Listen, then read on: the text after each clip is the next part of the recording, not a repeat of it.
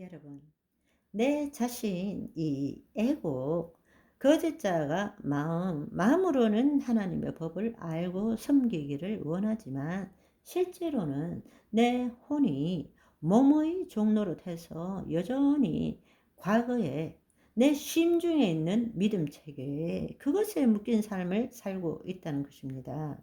아주 오늘날 말로 쉽게 이야기하자면 우리는 표면 의식대로 사는 것이 아닙니다.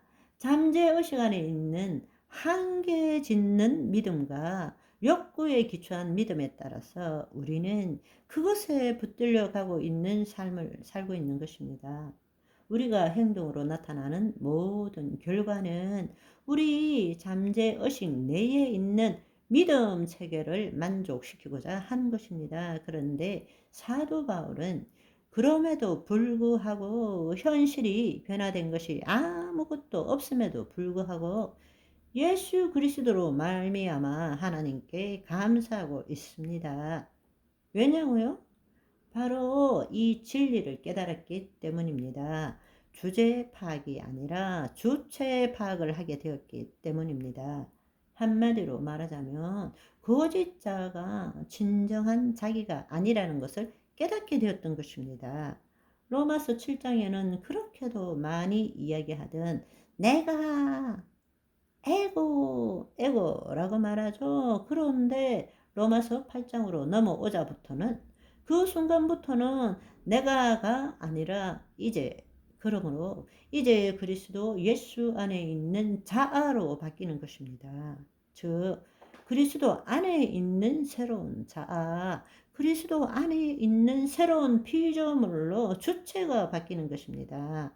로마서 8장 1절에서 2절을 읽어보시면 그러므로 이제 그리스도 예수 안에 있는 자, 에고, 내가 속 사람으로는 하나님의 법을, 내가 마음으로는 하나님의 법을 이렇게 했던 7장이 이제는 그리스도 예수 안에 있는 자에게는 결코 정죄함이 없나니 이는 그리스도 예수 안에 있는 생명의 성령의 법이 죄와 사망의 법에서 너를 해방하였음이라.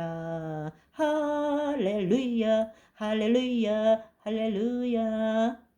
그리스도 안에 있는 생명의 법이 영원한 형벌 속에 살 수밖에 없는 우리를 완전히 단번에 해방시켰기 때문입니다. 이 놀라운 고백을 다시 한번 묵상해 보십시오. 이것이 바로 예수님께서 말씀하신 이 땅에 파송받은 둘째 아들, 그 둘째 아들이 자기를 부인하고 자기 십자가를 지는 삶을 살라고 가르친 것은 이 사도 바울을 통해서 어떻게 그렇게 되는 것인지 자신의 체험과 성령님을 통해서 진리의 말씀을 받고 그 자신이 체험하는 그 과정을 통해서 지금 우리에게 알려주고 있는 것입니다. 이것은 오늘 우리도 동일하게 체험해 나가야 되는 과정이기도 합니다. 혹시 이렇게 주장하는 것은 당신 방식대로의 해석 아닙니까?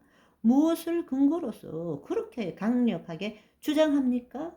이렇게도 말할 수 있겠죠. 그런데 손규철 장로님이 재미있는 사실을 발견하셨답니다.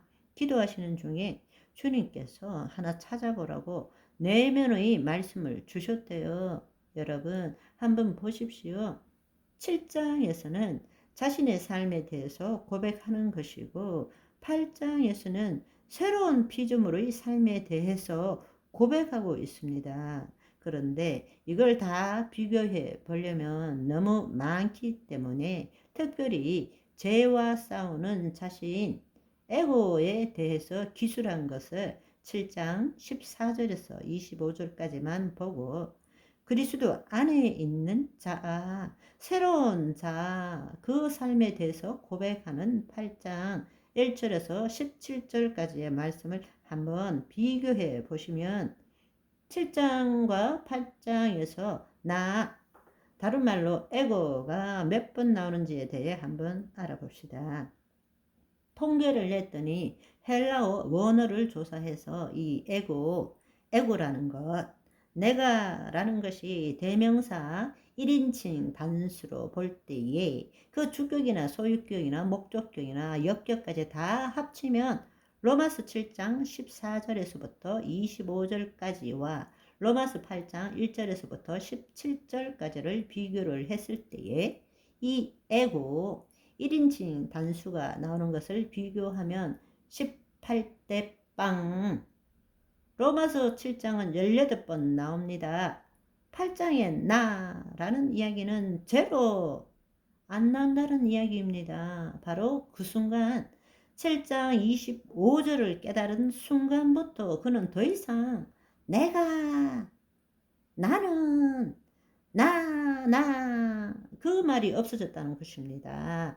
그리스도 안에 있는 나, 그리스도 안에 있는 나, 주체 파악이 되었다는 것입니다.